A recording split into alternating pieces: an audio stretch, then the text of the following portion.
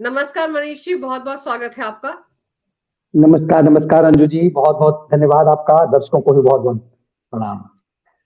मनीष जी, राहुल गांधी की न्याय यात्रा पर तो ऐसा लगता है असम में पहुंचते ही घोर अन्याय हो गया, उनके खिलाफ तो एफआईआर दर्ज हो गई।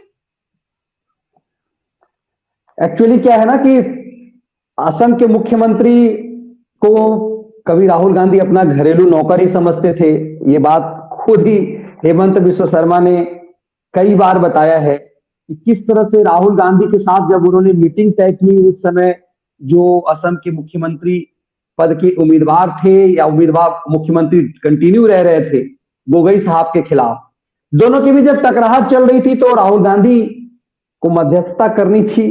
राहुल गांधी उस समय कांग्रेस अध्यक्ष थे और जब हेमंत बिश्व शर्मा ने, कहा जाता है कि जब पर्यवेक्षक नियुक्त किया गया गुलाम नबी आजाद के द्वारा, उसमें बताया गया कि असम में सबसे ताकतवर नेता हेमंत बिश्व शर्मा है, लेकिन जो दरबारी कल्चर कांग्रेस की है, सोनिया परिवार की है, गांधी परिवार की है, उसमें वो फिट नहीं बैठ रहे थे। इसकी पूरी तरह से इसको विस्तार से बताया है हेमंत बिश्व शर्मा ने कि कैसे उनका जो पिद्दी, जो कुत्ता राहुल गांधी का है, वो जिस बिस्किट को जूठा करता था, उस बिस्किट को खा करके कांग्रेस के बड़े बड़े नेता अपने आप को सौभाग्यशाली समझते थे। तो ये बात जब बाहर लोग कहते हैं तो लोग समझते हैं चलो ऐसे ही होता है, लेकिन जब कांग्रेस का एक इतना कद्दावर नेता ये बात कहता हो, तब से हर कांग्रेसी के लिए, आज की डेट में देखिए कि एक आम कांग्रेसी यदि सबसे ज्यादा किसी से नफरत करता है तो नरेंद्र मोदी के बाद भाजपा में सबसे ज्यादा नफरत वो असम के मुख्यमंत्री से करता है। यही वजह है कि सीधे तौर पे राहुल गांधी आमतौर पे मोदी के अलावा दूसरे किसी भाजपाई नेता पर अटैक नहीं करते। असम गए तो उन्होंने सीधा अटैक किया है असम के मुख्यमंत्री को। राहुल गांधी को अक्सर आप देखेंगे तो मोदी, अडानी, अंबानी इससे बाहर नहीं जाते। उन्हें एक तरह से स्ट्रेटेजिकली बताया गया कि आपका कद बहुत बड़ा है, आप तो बस धरती के सबसे बड़े, एक तरह से इस सौर मंडल के सबसे बड़े ग्रह टाइप के हैं आप।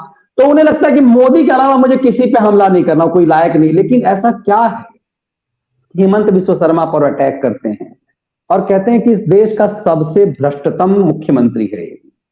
सोचिए, उन्हें सब फिट लगता है, उन्हें योगी जी फिट लग रहे हैं, उन्हें राजस्थान से लेकर के तमाम राज्यों के मुख्यमंत्री फिट लग रहे हैं, उन्हें मध्य प्रदेश में इतने दिनों तक राज करने वाले कमलनाथ फिट लग रहे हैं, सभी फिट लग रहे हैं। सबसे भ्रष्ट उन्हें असम का मुख्यमंत्री लग रहा है, क्योंकि कहते हैं ना कि वो ज्यादा चोट उन्हें पहुंचा रहा है। यही वजह है कि वहां जाकर के हमलावर हो गए। और असम में मुझे लगता है कि एक प्लानिंग कहीं ना कहीं इनकी थी, कोई अव्यवस्था फैले, कोई दंगा फसाद हो, क्योंकि सेंसिटिव है स्टेट है। सेंसिटिव स्टेट इसलिए कि 33% लगभग मुस्लिम है, बांग्लादेशियों का बहुत बड़ा है। तो कांग्रेस को लगा कि यहां अपना एजेंडा हम आसानी से साध पाएंगे, लेकिन हेमंता ने ये करने नहीं दिया। और जो ही उन्होंने साजिश रची कि गुवाहाटी के उस भीड़ भाड़ वाले इलाके से हम निकले, जहां वो चाहते हैं कि जहां से भीड़ हो वहां से निकले, ताकि रैली में लोग भीड़ दिखे, भीड़ दिखाई कहीं दे नहीं रहा उन्हें। तो यही खेल किया, इसीलिए एफआईआर दर्ज हो गई है। और अब तो हेमंता बिश्व शर्मा ने खुल करके कह दिया है, आपने सुना होगा उनका, उन्होंने कहा मैं छोड़ूंगा नहीं, चुनाव के बाद गिरफ्तार भी करूंगा। और वो इसके जो आयोजक हैं, पूरे रैली के जो संयोजक हैं वहां पर असम में, वो कोई केबी विजय करके हैं, उनके ऊपर एफआईआर दर्ज किया और धमकाया है कि राहुल गांधी को भी गिरफ्तार कर लेंगे। और यकीन मानिए हेमंता बिश्व शर्मा कुछ दूसरे मूड के व्यक्ति हैं, वो कर भी सकते हैं। पवन खेरा इस बात को जानते हैं। अब कोई सिब्बल यदि होगा तो सुप्रीम कोर्ट से बचा लेगा राहुल गांधी को, लेकिन असम में आप देखिए कि हर कोई आजकल गिरफ्तार होकर के, पंजाब में का जो रंगरूट जो था, खालिस्तानी आंदोलन चलाने का, दो दो कौड़ी के चिरकुट को बड़ा आतंकवादी बनाने की कोशिश की गई थी, उठाकर असम में ही डाला गया है। तो आप देखिए जितने खूंखार लोगों को डाला जाता है जेल असम में ही डाला जाता है। तो असम में बहुत बढ़िया जेल तैयार है कि ज्यादा उदंडता करेंगे तो इनके जो बॉस हैं वो भी जाएंगे। और ये बात मैं नहीं कह रहा, तो खुद हेमंत बिश्व शर्मा कह रहे हैं। पर मनीष जी, जो रूट तय होता है, एक तो राहुल गांधी की जो न्याय यात्रा है, भारत न्याय यात्रा, आखिर वो न्याय दिला किसको रहे हैं? सवाल तो यही उठ रहा है। जो यात्रा पूर्व से पश्चिम को जा रही थी, तो पूर्व से तो शुरू ही नहीं हुई, उसे तो अरुणाचल प्रदेश से शुरू होना चाहिए था, लेकिन मणिपुर से शुरू हुई। और जब वो असम में पहुंच भी गए तो असम में रूट बदलने की क्या जरूरत थी? इसीलिए तो गुस्सा गए ना असम की सीएम। उन्होंने कहा ये मियाँ यात्रा है, ये उन्हीं इलाकों से जा रही है जहां पर घुसपैठिए बसे हुए हैं, ताकि राहुल गांधी अपने वोट बैंक को साध सके। तो इसमें गलत क्या कहा उन्होंने? आप एक तयशुदा रूट पर ही चलेंगे ना अगर यात्रा लेकर जा रहे हैं।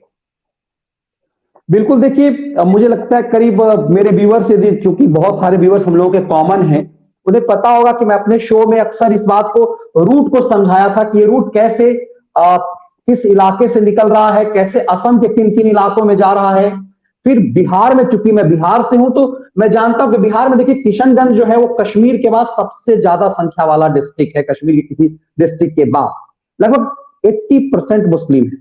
किशनगंज से, कटिहार से, पूर्णिया से, बिहार के उसी सेंसिटिव इलाके से गुजरता है, असम में भी वहीं से गुजर रहा है, बंगाल में भी आपने उन्हीं सब जिलों को टच किया है। तो हमने लगातार करीब 20-25 दिन पहले से कई बार इस मुद्दे को उठाया कि गृह मंत्रालय को बड़ा सचेत रहने की जरूरत है। इसलिए क्योंकि मुझे लग रहा है कि सरकार सचेत होगी, हम लोगों की जिम्मेदारी है कि एक जर्नलिस्ट के रूप में कि जो चीजें समझ में आती है उसे सिस्टम तक पहुंचाया जाए ताकि कहीं इस तरह की का उपद्रव ना हो। हमने अपने कई शो में इस बात को जिक्र किया, चूंकि मैं बता रहा हूं जैसे कि बहुत सारे दर्शक कॉमन है, उसको वो जानते हैं इस बात को। कल रात में भी हम लोगों ने इस पर चर्चा की और यही बात हेमंत बिश्व शर्मा ने कही। मुझे लगता है कि एकदम वही बात उन्होंने थोड़ा ज्यादा खुल करके कहा। हमने बताया कि किन किन इलाकों से गुजर रहा है, किशनगंज, पूर्णिया, अब कटिहार जो बिहार का इलाका है, बंगाल में भी उन्हीं सब जिलों को देख लीजिए, आप दक्षिण में जहां जहां टच कर रहे हैं वही जिले हैं, उत्तर प्रदेश। तो एक ऐसा क्या है, कांग्रेस को जब भारत विभाजन उसने हिंदू मुस्लिम पे किया तो उसे, मुझे तो कई बार लगता है कि जिन्ना को प्राइम मिनिस्टर स्वीकार कर लेना चाहिए था जब इसे इस देश को मुस्लिम राष्ट्र उन्हें बनाना था। ये एजेंडा समझ में नहीं आता कि इन्हें एकदम से लग रहा है कि इन्हें लग रहा है कि थोक वोट वहां से मिलता है, हम उसे बहुत आसानी से बेवकूफ बना लेते हैं और थोक वोट हमें हासिल हो जाता है। इसी थोक वोट के लालच में कांग्रेस एक कांड कर रही है, जिससे हेमंत बिश्व शर्मा ने कहा कि ये न्याय यात्रा नहीं है, ये मियां यात्रा है। और ये इस तरह से खुल करके कई बार मुझे लगता है कि योगी आदित्यनाथ भी नहीं बोलते हैं जिस तरह से हेमंत बिश्व शर्मा बोलते हैं। जिस तरह से उन्होंने मदरसों पे कहा, उन्होंने कहा कि जो मुसलमान की बहु बेटियां हैं वो सिर्फ, ये लड़के सिर्फ वो इमाम नहीं बनेंगे, इन्हें डॉक्टर इंजीनियर हमें बनाना है, हमें उन्हें अच्छा इंसान बनाना है, हमें एक देश का जागरूक नागरिक बनाना है। अब कई लोग ये भी सवाल करते हैं कि बहुत लोग सवाल करते हैं कि जो अपने आप को समझते हैं कि भाई लखैत हिंदू जिसको हम लोग कहते हैं कई बार, कि उन्हें लगता है कि वो आरोप लगाते हैं प्रधानमंत्री नरेंद्र मोदी पर कि तुष्टीकरण करते हैं, या फिर यूं कहे कि मोदी की योजनाओं से मुसलमानों को ज्यादा फायदा हुआ है, और आंकड़े पर ये शो किया जा रहा है।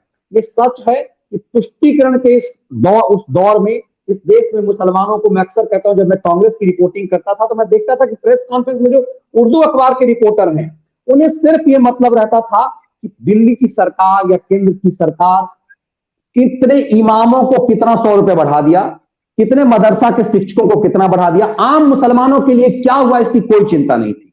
उनकी गलियों तक पानी नहीं पहुंच रहा है, बिजली नहीं पहुंच रहा, सड़क नहीं पहुंच रहा। आज देखिए उज्ज्वला योजना का सबसे ज्यादा लाभ मुस्लिम महिलाओं को मिला है, शौचालय का परसेंटेज के हिसाब से सबसे ज्यादा लाभ मुस्लिम महिलाओं को मिला है। हर चीज देख ली, इसीलिए इन लोगों को एक भ्रम है कि मुस्लिम महिलाएं हमें वोट देंगी, ऐसा भ्रम है। और वैसे टूटन हो रहा है। मुझे याद है कि आज तक की एक महिला रिपोर्टर है, उसका एक बिहार का एक वीडियो वायरल हुआ था बहुत तेजी में 2019 के चुनाव में, कि उसके पति से पूछ रहा है, महिला रिपोर्टर पूछ रही है कि किसको वोट देंगे आप, तो कह रहे जिन्हें वोट डालते थे उन्हें ना डालेंगे, तो किसको डालेंगे, तो ललटेन पर डालते थे, ललटेन पे डालेंगे। फिर वहीं पर खड़ी उससे पत्नी से पूछा जा रहा है किसको आप वोट डालेंगे, तो कह रहा मोदी जी को डालेंगे।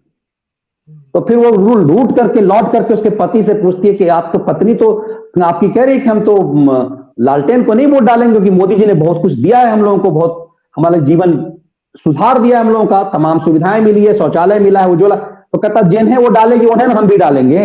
मतलब वो कहती कि मेरी बीवी जिधर जाएगी उधर ही तो हम भी जाएंगे ना। तो एक मैसेज कहीं ना कहीं ये चीजें बहुत फर्क पड़ता है। और इसलिए ऐसा नहीं, पहले जो पति तय कर देता था कि हाँ हम इसी की पार्टी को वोट दें, अब इस सोशल मीडिया के दौर में बहुत फर्क पड़ा है। तो ऐसा लग रहा है सरकार को कि हम यदि जन जन तक अपनी चीजों को पहुंचा रहे हैं, और यही बात दावा हेमंत बिश्व शर्मा कह रहे हैं कि मदरसा कल्चर जिससे आमतौर पर आतंकी पैदा लेते थे, या तो आतंकी पैदा लेते थे या मौलाना बनते थे, इससे ज्यादा क्या होता था। इसीलिए हेमंता कहते हैं कि सबको मौलाना, सबको आतंकी नहीं, या आतंकी नहीं बनना है। इस देश को एक गंभीर सीरियस नागरिक चाहिए, जागरूक नागरिक चाहिए। इसीलिए मदरसा नहीं, उन्होंने मदरसा खत्म किया, स्कूल चलाया, और इसीलिए कहा कि ये यात्रा दरअसल उन्होंने इंडिकेट किया कि बांग्लादेशियों की यात्रा है। असम से ही क्यों, आप असम को ही मेन टारगेट क्यों बनाया, आपने मणिपुर को ही मेन टारगेट क्यों बनाया है, ये समझ में नहीं आता कि आप अरुणाचल प्रदेश, आपने सवाल किया ना अरुणाचल प्रदेश, अरुणाचल प्रदेश से ही करेंगे तो उनके चाचा नाराज हो जाएंगे ना, जहां से पैसा आता है। Congress party, Indian national Congress party, communist party of China, आज तक कांग्रेस ये बता नहीं पाई, जो महेश जेठमलानी ने वो तस्वीर जारी करके इनके चोरी को साफ कर दिया था कि जब प्रधानमंत्री थे मनमोहन सिंह, तो अपनी मम्मी के साथ राहुल गांधी चाइना क्या करने गए थे, और उन्होंने किस किस चीज पर साइन किया था, वो क्या था जिसपे समझौता हुआ, और राहुल गांधी क्यों समझौता कर रहे थे, राहुल गांधी किस हैसियत से कर रहे थे। ये चीजें बताती है कि अरुणाचल प्रदेश से यात्रा क्यों नहीं शुरू, क्योंकि कांग्रेस अरुणाचल को भारत का हिस्सा मानती नहीं है, क्योंकि चीन मानता है कि अरुणाचल उसका हिस्सा है। तो यदि उस एजेंडे पर, वरना कायदे से आपको अरुणाचल से शुरू करना चाहिए था। आप यदि मिजोरम भी ले रहे हैं, आप ये मणिपुर यदि ले रहे हैं, तो आप अरुणाचल होते हुए मणिपुर से आते, मणिपुर को टच करते। ये बताता है कि आपका इंटेंशन क्या है, आपकी नीयत क्या है। और मनीष जी, ताजुब की बात यह है कि ग्लोबल टाइम्स जो माउथ पीस है चाइना की सरकार का, देखो उसमें एक ट्वीट किया गया, थैंक्स किया गया राहुल गांधी का कि उन्होंने अरुणाचल प्रदेश से यात्रा शुरू नहीं की और चीन की संप्रभुता का ख्याल रखा, इसलिए उनका धन्यवाद अदा किया गया। राहुल गांधी की पूरी पोल पट्टी तो चाइना ने ही खोल दी, जैसे डोकलाम वाले इशू में जो चाय पार्टी कर रहे थे, तो चाइना के एम्बेसडर ने ही फोटोज डाल दी थी, तब तो सुरजेवाला का मुंह सूज गया था, क्या बोले, याद कीजिए उस घटना को। बिल्कुल, ये बहुत महत्वपूर्ण बात है। ये पोल पट्टी सिर्फ यहां नहीं, हमने अपने शो में कई बार इस कुछ को दिखाया कि किस तरह से पाकिस्तान के आतंकवादियों ने भारत के पत्रकारों का धन्यवाद किया। कई चीज को यदि फैलाना है, बरखा दत्त के माध्यम से इसे मैसेज भेजो, कुछ लोग वहां अच्छे हैं, तो हमारे दुश्मनों को जब जो लोग अच्छे लगते हैं, तो समझ जाइए कि उस देश के लिए वो क्या है। कुछ पत्रकारों को वहां दीजिए, उसमें कुछ लोगों के नाम दिए गए जो पुराने प्रिंट के अखबार के थे, उन सब के नाम दिए गए। ऐसा क्यों है, क्यों यही पसंद करते हैं? और ये चीजें तो साफ हो गई है कि ग्लोबल टाइम्स ने थैंक्स कर दिया राहुल गांधी को, तो अब थैंक्स किस लिए किया गया है, किस एजेंडे के लिए किया गया है? क्यों हमेशा वो कहते हैं कि चीन ने हमारी जमीन कब्जा कर ली, उन्हें सिर्फ क्यों पता है, क्यों ये प्रोपोगेंडा फैलाया जाता है? और रही बात सुरजेवालाओं की, तो सुरजेवाला को तो बहुत नजदीक से मैंने महसूस किया, कांग्रेस इतने दिन रिपोर्टिंग की है, और मैं अक्सर कहता हूं कि जो व्यक्ति लगातार 2 विधानसभा चौथे नंबर पे रहा, पीछे से फर्स्ट करने वाला व्यक्ति, 4 महीने में 2 विधानसभा चुनाव इसके हुए, पीछे से फर्स्ट किया, वो आदमी मुख्य सलाहकार है, राहुल गांधी का सबसे क्लोज है। तो आप समझ सकते हैं कि इस पार्टी में क्या चलता है। इस पार्टी में इतने कद्दावर लोग बाहर हो गए, और एक शायर जो अतीक अहमद और मुख्तार अंसारी के तलवे चाट शायरी करता था, उसे प्रियंका वाड्रा की चापलूसी के कारण उसे इनाम मिल गया, और वो महाराष्ट्र से राज्यसभा सांसद बन गया। महाराष्ट्र में कांग्रेस के इतने कद्दावर नेता हैं, उसमें चिरकुट टाइप का शायर ही कांग्रेस को सूझा। ये चिरकुट टाइप का ये रणदीप सुरजेवाला ही स्टार है, जिस मतलब ऐसे ये लोग हैं जिनका जनता में मतलब जनाधार नहीं है कहीं से, और ये निर्णायक हैं। अब यही नहीं है, आजकल एक नया रंग रूप जो है पैदा लिया है, बाप ने नाम रख दिया जयराम, और राम सबसे बड़ा रामद्रोही है, वो राहुल गांधी का चाणक्य बना फिर रहा है। तो समझा जा रहा है कि राहुल गांधी को ये लोग कहां ले जा रहे हैं, ये विशेष रूप से इस चीज को समझा जा सकता है। और सबसे मजेदार बात यह है कि इस यात्रा का नाम रखा गया भारत न्याय यात्रा, और जैसे ये असम में आई, तो याद कीजिए असम में जो कांग्रेस की यूथ विंग की प्रेसिडेंट हुआ करती थी अंगकिता दत्ता, उनके पोस्टर लग गए। उन्होंने जब ये इनके यूथ कांग्रेस के जो अध्यक्ष हैं बीवी श्रीनिवास, उन पर आरोप लगाया था उत्पीड़न का, तो उनको पार्टी से बाहर कर दिया था। आज तक उनको पार्टी में न्याय नहीं मिला है। तो राहुल गांधी जब अपनी पार्टी की एक महिला नेता को न्याय नहीं दिला पाए, तो किसको न्याय दिलाने के लिए वो इतनी लंबी चौड़ी यात्रा कर रहे हैं? उनको तो एक किनारे पर बैठकर मंथन करना चाहिए, बजाय इसके कि वो दौड़ते भागते फिरे। एक कहावत आपने सुनी होगी अंजू जी की, चोर के दाढ़ी में तिनका वाली, तो ये तो बहुत फेमस है। राहुल जी के लिए तो अपना भी एक सुप्रीम कोर्ट में एक ऐसा ही एक मामला आया हुआ था। श्रीनिवास का गला पकड़ते तो जिन श्रीनिवासों ने उन्हें उस चीज से बचाया था, फिर ये श्रीनिवासों का गैंग इनको क्या करता। सुप्रीम कोर्ट में मैटर आया, किसी अखबार की हिम्मत नहीं हुई, इस समय मैं सुप्रीम कोर्ट का रिपोर्टर था, किसी अखबार की हिम्मत नहीं, मैं सुप्रीम कोर्ट सालों कवर मैंने किया है, वो केस सुप्रीम कोर्ट तक पहुंचा, याचिकाकर्ता को भारी मोटा जुर्माना लेकर के बर्बाद कर दिया गया। किसी अखबार में कम से कम ये भी तो छपता ना, इस मामले की याचिकाकर्ता को 10 लाख रुपए का जुर्माना किया गया। किसी अखबार में क्यों नहीं छापा? किसी टीवी चैनल पर एक टिक्कर तक क्यों नहीं चली? तो जो लोग ये कहते हैं ना कि मीडिया आज गुलाम है, इन चिरकुटों को आज सवाल करना चाहिए। सब जो खलियर हो चुके हैं आज, जो यूट्यूब पर बैठे हुए हैं, ये पुनः जेम्स राय के चेले और चमचे, पूरा गैंग जो बैठा हुआ है अभी यूट्यूब पे, इन सब ये जो आज उठाते हैं मुद्दे, इन सब में से सब बड़े बड़े एडिटर थे। ये बहुत बड़ा क्रांतिकारी करने वाला, आजकल दाढ़ी पर पेटेंट करने वाला कि पत्रकारिता में हमारी दाढ़ी हमारी ही सिर्फ रहेगी, ऐसे ऐसे चिरकुटों ने उस समय खबर ही क्यों नहीं उठाया? क्या किसी को पता नहीं था? सुप्रीम कोर्ट के रिपोर्टर ने तो जरूर दिया होगा, हम सब ने अपने अपने चैनलों को रिपोर्ट की थी। क्यों नहीं छपी, क्यों नहीं टिक्कर चली इस पे कि हाँ सुप्रीम कोर्ट ने फलाना को 10 लाख रुपए का जुर्माना कर दिया, इतने का जुर्माना कर दिया? कम से कम ये तो खबर छपता कि चलो किसी ने मान लीजिए फर्जी याचिका दाखिल की, तो ये भी तो उसके फेवर में भी तो हो सकता था। राहुल जी के फेवर में भी तो एक खबर हो सकती थी कि इनके खिलाफ ऐसी रेप की याचिका आई और उसको गलत मानते हुए सुप्रीम कोर्ट ने जुर्माना कर दिया। ये खबर भी क्यों नहीं छपी?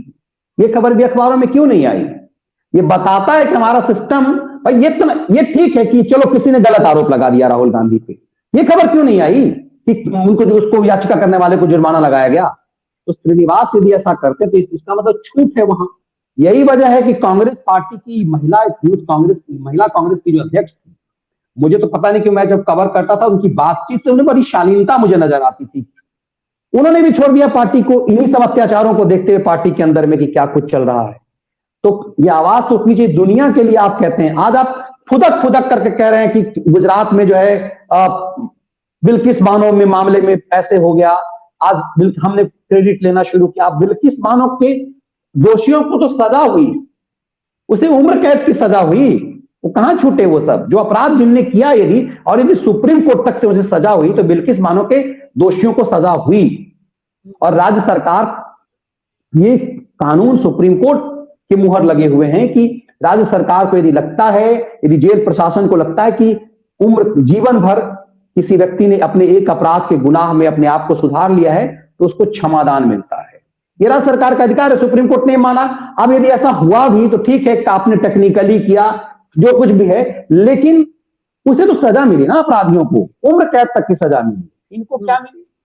आप उसके लिए आप बहुत बिल्किस बानो के लिए फुदक रहे हैं, लेकिन यहां अपनों के लिए ये चीजें पब्लिक देखती है। जो नैरेटिव आज से 8-10 साल पहले तक बहुत आसानी से बना लेते थे, सोशल मीडिया के दौर में ये नैरेटिव नहीं बनाते। सोशल मीडिया के दौर में हम जैसे आप जैसे लोग हैं जो जनता को बताने के लिए खुले, कहीं कोई दबाव हमारे ऊपर नहीं होता, इसीलिए सबके जो जो सच है वो सामने आते हैं। यही वजह है कि दक्षिण से उत्तर तक उन्होंने भारत जोड़ो यात्रा किया था ना, 3 बड़े राज्य हिंदी हार्टलैंड के गंवाए, राजस्थान, मध्य प्रदेश, छत्तीसगढ़।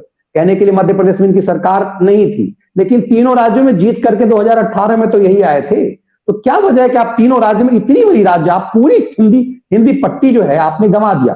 तो राहुल गांधी की उपलब्धि भारत जोड़ो यात्रा की यही है कि 3 राज्यों के में अपनी सत्ता उन्होंने गंवा दी। और उनके चंपू चेले जो है बहुत खुश हैं। आप देखिए इनके यूट्यूबरों को, ये बड़े बड़े तोपची जो बड़े बड़े संपादक हुआ करते थे, आज कह रहे हैं हाँ राहुल गांधी ने बहुत बड़ा फैसला किया है, राहुल गांधी नैरेटिव चेंज कर देंगे।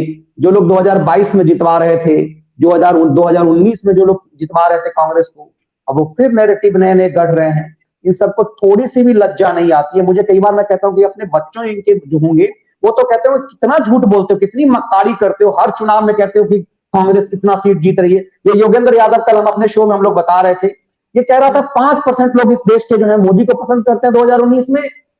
ये सेफोलॉजिस्ट बनता है। 2019 में 5% मोदी को पसंद करते थे और 42% राहुल गांधी को। 2019 का परिणाम देश ने देखा हुआ है क्या हुआ था। तो ऐसे ऐसे रंगरूट हैं, ऐसे ऐसे रंगरूट हैं तो ऐसे नैरेटिव गढ़ते हैं। तो इन्हें लगता है कि हम ये नैरेटिव गढ़ लेंगे, इस भारत न्याय यात्रा से हम जो मणिपुर में एक नया तांडव शुरू करवा देंगे। ये सब पब्लिक समझ रही है, मणिपुर से निकल गई, कुछ भी नहीं हुआ, असम से भी ये निकल जाएंगे।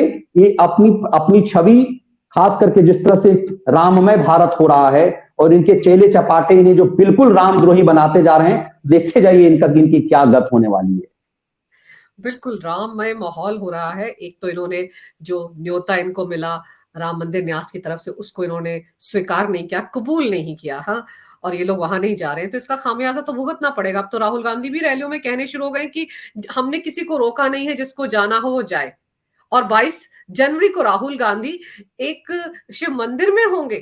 तो समझ में नहीं आता कि 22 जनवरी को इन्हीं के लोग कह रहे हैं कि मुहूर्त ही नहीं है वहां, तो उस दिन पता नहीं क्यों कर रहे हैं ये लोग प्राण प्रतिष्ठा। और खुद ये सब, चाहे राहुल गांधी हो चाहे दिल्ली के सीएम केजरीवाल हो, सबके सब 22 जनवरी को किसी ना किसी मंदिर में बैठे होंगे। तो भाई ऐसा क्यों कर रहे हो तुम? क्या दिखाना चाह रहे हो? अगर 22 तारीख को मंदिर ही जाना था तो अयोध्या ही चले जाते। देखिए, प्रधानमंत्री मोदी ने इन सबको जोकर बना दिया है। जोकर बड़ा सम्मान का होता है सर्कस में, लेकिन इन्हें ऐसा बना दिया है ना कि देश पूरा इन पे हंस रही है, इनकी दुर्गति को देख करके हंस रही है।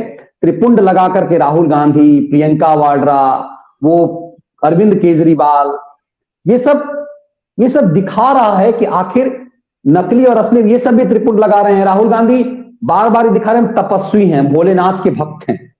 हाँ, मैं रामद्रोही हूं, भोलेनाथ का भक्त हूं। जनता सब समझ रही है। मनीष जी, कैलाश गए थे, याद है ना? विवाद था, पता नहीं गए थे या नहीं गए थे। भारत की चौकी की जगह चाइना की चौकी पर चले गए थे। चाइना के चौकी को छू करके आए थे। जब कहते हैं, नहीं देखिए, आप जब सनातन परिवार से होते हैं तो आपको पता है कि आरती कैसे ली जाती है, कैसे दी जाती है, आपको पता है अक्षत कैसे डाले जाते हैं। हर चीज का एक संस्कार होता है जो सालों बच्चे जो है घर में देखते हैं, सीखते हैं। अब ये जो कुछ भी करते हैं, इनका वीडियो वायरल होता है, कोई इन्हें ट्रेनिंग देने की हिम्मत कर नहीं सकता। भैया, यदि आप ईसाई माँ की और पारसी बाप के बेटे हैं तो सनातनी होने का, हिंदू होने का यदि ढोंग करना है, जनेऊधारी तो कोट पे पहन करके तो ठीक है, चल जा रहा है। लेकिन आप अक्सर जब आप ये सब चीजें नाटक के लिए करते हैं ना, तो सब कुछ दिख जाता है, आपका समर्पण नहीं है। और नौटंकी आप इस रूप में करते हैं, उसका विरोध करने पर आप नौटंकी करने को मजबूर हो जाते हैं।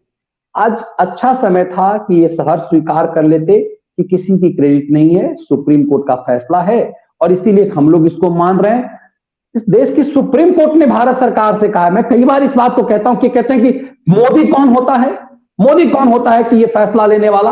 अरे मोदी होता है, वैसे मोदी ने नहीं किया है, लेकिन इस देश की सुप्रीम कोर्ट ने अपने फैसले में कहा है कि भारत सरकार एक ट्रस्ट बनाए जिसकी जिम्मेदारी हो कि वो राम मंदिर बनाएगा। हाईकोर्ट के फैसले और सुप्रीम कोर्ट के फैसले में अंजू जी आसमान धरती का अंतर है। जो इलाहाबाद हाईकोर्ट ने 2010 का जजमेंट दिया था उसमें और 2019 के सुप्रीम कोर्ट के फैसले में आसमान धरती का फर्क है। 5 जजों ने सर्वसहमति से कहा ये भारत सरकार की रिस्पॉन्सिबिलिटी है, भारत सरकार एक ट्रस्ट बनाए और ये ट्रस्ट की जिम्मेदारी राम मंदिर बनाने की हो, उसमें भारत सरकार के प्रतिनिधि भी हों। ये सुप्रीम कोर्ट का साफ जजमेंट है। भारत सरकार कौन है? इस देश की जनता ने प्रचंड बहुमत से जिसे चुना है, उस भारत सरकार ने राम जन्मभूमि तीर्थ ट्रस्ट बनाया, उस ट्रस्ट की तरफ से सब कुछ हो रहा है। आपको आपत्ति क्यों है? इन निमंत्रण वो ट्रस्ट दे रहा है और इनको दरअसल खुजली ये है कि मोदी क्यों? अरे मोदी इस देश का प्रधानमंत्री है, इस देश की जनता ने प्रचंड बहुमत से उसे चुना है। जब तक तुम्हें चुना था तुम्हारी चलती थी, कल को जिसे चुना जाएगा वो चुनेगा। आपको इसी चिढ़ क्यों है? आपको कैसे क्यों लगता है कि इस देश में 550 लोकसभा सीट में आप 40 सीट पाकर के आपकी हैसियत इतनी भी नहीं है कि आप लीडर पोजीशन बन सकें और आप आज भी आपको लगता है कि मेरा राहुल गांधी देश का प्रधानमंत्री है? दरअसल ये उस चीज से निकल नहीं पा रहे हैं, उस भ्रम से निकल नहीं पा रहे हैं और यही उनकी सबसे बड़ी पीड़ा है। मुझे लगता है सबसे अच्छा तरीका ये था कि सब कोई कहना चाहिए कि अब चूंकि सुप्रीम कोर्ट का फैसला आ गया है इसीलिए हम इस चीज को मानते हैं, राम तो सबके हैं। इससे बीजेपी के नैरेटिव को ये आगे नहीं बढ़ा पाते, लेकिन ये खेल करके रामद्रोह का षड्यंत्र करके उसमें विघ्न डालने वाला राक्षस बन करके इन लोगों ने अपने आप को और ज्यादा नग्न कर दिया है। इन्हें देखना चाहिए कि इस देश में राम को लेकर के किस ढंग से समर्पण है। आप देखिए कैसे कैसे लोग पहुंच रहे हैं। दरअसल यही असली तस्वीर है जिस देश की जनता ने जो देश की जनता की जो मनस्थिति था सालों तक अपनी मीडिया के माध्यम से कांग्रेस ने न समझा और न देश को समझने दिया। और फिर सबसे ताजुब की बात यह है कि मतलब 22 जनवरी इनके दिमाग में भी छप गई है। वो ममता बनर्जी को देखो, काली माँ के मंदिर में पूजा करेंगी, उधर उद्धव ठाकरे भी किसी मंदिर में जाएंगे। तो मतलब हैरानी मुझे इस बात की है कि अगर आपको परवाह नहीं है, आपको कोई लेना देना नहीं है राम मंदिर से, आप पर कोई असर नहीं पड़ रहा है अयोध्या की 22 जनवरी की तारीख का, तो फिर उस दिन आप ये मंदिर के चक्कर काट कर क्या साबित करना चाह रहे हैं? लेकिन ये जो हिमंता जी है, इन्होंने जिस तरह से गांधी परिवार को टारगेट किया है इसी यात्रा के दौरान, यहां तक कह दिया है कि गांधी सरनेम तो डुप्लीकेट है, ओरिजिनल है ही नहीं। मतलब जिसे कहते हैं ना, पूरी की पूरी गांधी परिवार की हेकड़ी या छिल उतार दी उन्होंने। उनको तो राहुल गांधी को छेड़ना ही नहीं चाहिए था। देखिए, कहते हैं ना कि दुखती रग, हेमंता वहां चोट मारन। हेमंता को ज्यादा पता है कि कहां चोट ज्यादा लगेगी, किस अंग में। कुछ अंग हमारे शरीर में बहुत सेंसिटिव होते हैं, वहां जब चोट लगती है ना तो असह्य पीड़ा होती है। और पुलिस अक्सर वहां मारती है ना जहां पर कहते हैं ना जिसको अंदरूनी चोट ना दिखे, मतलब वो डॉक्टर दिखाई ना दे कि लगे ठुकाई बहुत जबरदस्त। तो हेमंत विश्व शर्मा उस पार्टी में सालों रहे, उन्हें पता है कि चोट कहां लग रही है, तिल मिलाहट कहां होनी है। मनमोहन सिंह की आपको याद होगा कि मनमोहन सिंह का जब एसपीजी वापस लिया था तो कांग्रेस कोई फर्क नहीं पड़ा था, लेकिन जब सोनिया गांधी, प्रियंका वाड्रा और राहुल गांधी की एसपीजी ली गई तो ये लोग तिल मिला गए। तो इस देश में कांग्रेस पार्टी की अहमियत नहीं है, इस देश में इनके ये जो जोकर है राजनीति के, जो चमचे टाइप के लोग हैं, जो जो अंग्रेजों एक गुलाम मानसिकता के लोग जो हैं, जो जो जिसका जमघट कांग्रेस पार्टी बन गई है, वहां चोट सिर्फ उस परिवार के लिए कुछ कहने पर है। भारत के प्रधानमंत्री 10 साल तक रहे मनमोहन सिंह। रूल बनाया गया कि प्रधानमंत्री की कुर्सी छोड़ने के 5 साल बाद तक कि एसपीजी मिलेगा, उसके बाद नहीं मिलेगा। तो ये रूल मोदी जी पे भी लागू होगा, जब वो प्रधानमंत्री की कुर्सी से हटेंगे तो 5 साल बाद उनकी एसपीजी छीन जाएगी। ये रूल इसीलिए बनाया गया। तब तक कांग्रेस को कोई बहुत पीड़ा नहीं हुई, लेकिन पीड़ा तब हुई जब इस परिवार से भी एसपीजी छीन लिया गया कि सिर्फ भारत के प्रधानमंत्री के पास होगा। तो कहने का मतलब यह है कि इसीलिए हेमंता वहां चोट मार रहे हैं। हेमंता ने कहा सबसे बड़ा चोर परिवार है, जब हेमंता विश्व शर्मा के लिए कहा ना कि सबसे बड़ा, ये सबसे भ्रष्ट मुख्यमंत्री है, तो उन्होंने कहा था सबसे भ्रष्ट परिवार है, देश का भ्रष्टतम परिवार है। तो तिल मिला गए। और मुझे लगता है कि ये पूरी स्ट्रेटजी अमित शाह की होगी कि तिल मिलाना किसके द्वारा। गांव के बूढ़े को ना कोई कई बार होता है कि कौन चिढ़ा रहा है, ये महत्वपूर्ण होता है। तो पूरा गांव चिढ़ा रहा होता है, लेकिन कुछ एक पर्टिकुलर कुछ हिस्से होते हैं, कुछ परिवार होते हैं, वो जब चिढ़ाता है तो चिढ़ ज्यादा होती है। इसीलिए आमतौर पे कोई अमित शाह यदि यह बात कह दें कि चोर है ये परिवार, तो बहुत ज्यादा असर नहीं पड़ेगा। हेमंत विश्व शर्मा जब कहेंगे तो इसका इंपैक्ट होगा। और मुझे लग रहा है इसीलिए ये ठुकाई हेमंत विश्व शर्मा से ही करवाई जा रही है। और दूसरा, इंडिया अलायंस में ये जो मुस्लिम वोट बैंक की मारामारी मची हुई है और राहुल गांधी भी मियां यात्रा ही निकाल रहे हैं हिमंता के मुताबिक, तो क्या लग रहा है जब बंगाल पहुंचेगी तो लगता है आपको कि ममता बनर्जी आरती उतार के स्वागत करेंगी या किनारा कर लेंगी, क्योंकि वो तो एक भी सीट देने को अभी तक तैयार नहीं है। देखिए मुझे लगता है तो कि हेमंता कहीं शायद ऐसा सिर्फ बोल रहे हैं, ममता बनर्जी कहीं कांड न कर दे, क्योंकि बंगालियों को आप देख रहे हैं कि अब इस देश में कहीं पर भी चुनाव में हिंसा नहीं होता, बंगाल में हिंसा होता है। मैं तारीफ नहीं कर रहा हूं ममता बनर्जी का, लेकिन आप देखिए कि वहां इलेक्शन कमीशन के अधिकारियों की कुटाई हो जाती है, ईडी के अधिकारी पीटे जा सकते हैं। साधुओं को तो कैसे ठंड मारा गया ठंड तो उत्तर भारत में बहुत ज्यादा है। राहुल गांधी सिर्फ टी शर्ट पहन करके चलते हैं सड़कों पे। तो मुझे लगता है कि बंगाल में उन्हें चिंता बंगाल में ज्यादा करनी चाहिए। मुझे लगता है सबसे ज्यादा चिंता राहुल गांधी की इस यात्रा को बंगाल में करनी चाहिए, क्योंकि ममता बनर्जी को पता है कि बीजेपी उनको ज्यादा क्षति नहीं करेगी। बीजेपी सत्ता विपक्ष में है, सत्ता में आ जाएगी, बहुत से बहुत यही होगा, लेकिन कांग्रेस उनके वजूद को खराब कर सकती है। हो सकता है कि कांग्रेस को यदि वो अपने साथ सटाती है तो उनकी ताकत कमजोर होगी। जो आपको दिखाई देता है कई बार ना कि ये आपका दोस्त है, दरअसल असल दुश्मन वही होता है अक्सर। इसीलिए एनडीए अलायंस कहीं सेट नहीं हो पा रहा, कहीं नहीं हो पा रहा। देखिए किसी भी राज्य में समझौता नहीं हो पा रहा है। ये लोग एक जगह जुटते तो हैं मोदी के डर से, भ्रष्टाचार में चोर में जेल जाने के डर से, लेकिन ये सीट शेयरिंग नहीं हो पा रही, इनकी हो ही नहीं पाएगी। बंगाल में राहुल गांधी की यदि जय जयकार होगी तो किसकी वोट कटेगी? किसकी वोट कटेगी? बीजेपी की कटेगी क्या? बिल्कुल नहीं कटेगी, वामपंथियों की और कांग्रेसियों की कटेगी। तो इसीलिए फट रही है इन्हीं की, ममता बनर्जी की। तो ममता बनर्जी भी जो जो इंस्ट्रक्शन इन्होंने किया उससे ज्यादा सख्त इंस्ट्रक्शन ममता बनर्जी की तरफ से आने वाला है। देखिए यदि ज्यादा उत्पात यहां करेंगे तो ममता बनर्जी तो दूसरे ढंग की व्यवस्था करती है, और ममता बनर्जी तो कई रंग रूट पैदा किए हुए हैं, वो कहीं पर भी क्या कुछ होता है। मगर कुटाई कौन करेगा ये महत्वपूर्ण है, क्योंकि वो जिस मियां यात्रा जो हेमंता कह रहे थे उसी समुदाय के लोगों से कुटाई करवाएगी ममता। तो फिर कई बार ऐसा लगता है कि शायद ही वो झूठ, क्योंकि आमतौर पर ही हो रहा है कि जहां ईडी के अधिकारी वो किस इलाके में पीटा गया है, ये उत्पात अक्सर किस इलाके में होता है। तो आप समझ लीजिए कि क्या होगा। इसीलिए मुझे लगता है कि ज्यादा सचेत रहने की जरूरत है राहुल गांधी को बंगाल में। देश में सबसे ज्यादा सचेत रहने की जरूरत इस यात्रा को बंगाल से है। बिल्कुल। भले ही एक एफआईआर दर्ज हुई है असम में, लेकिन वहां से फिर भी शांतिपूर्ण तरीके से यात्रा निकल रही है। लेकिन बंगाल का जो मामला है, आप सही कह रहे हैं। अभी आप देखिए ना, पिछले दिनों 3 साधुओं की कैसे पिटाई की गई। मतलब बंगाल में महिलाएं जो है रोहिंग्यास की खास तौर पर, वो साधुओं से भी डर जाती हैं, साधुओं को बच्चा चोर समझ लेती हैं। तो देखो वहां पर क्या गुल खिलाया इन लोगों ने। तो आप बिल्कुल सही कह रहे हैं कि जिस मुस्लिम वोट बैंक को साधने के लिए राहुल गांधी ने ये न्याय यात्रा निकाली है, ऐसा लग रहा है कि कहीं बंगाल में उन्हीं के हाथों कोई कुटाई ना हो जाए, इसका ध्यान राहुल गांधी को रखना होगा। अपना जो उनका गुस्सा है, जो वो हिमंता पर निकाल रहे थे, वहां जाकर निकाले तो ज्यादा बेहतर रहेगा। लेकिन आपने इस बारे में जो तमाम जानकारी मेरे दर्शकों को दी है, मनीष जी, मेरे लिए आपने समय निकाला, इसके लिए आपका बहुत बहुत धन्यवाद। नमस्कार। भारत माता की जय हो। वंदे मातरम। नमस्कार, वंदे मातरम।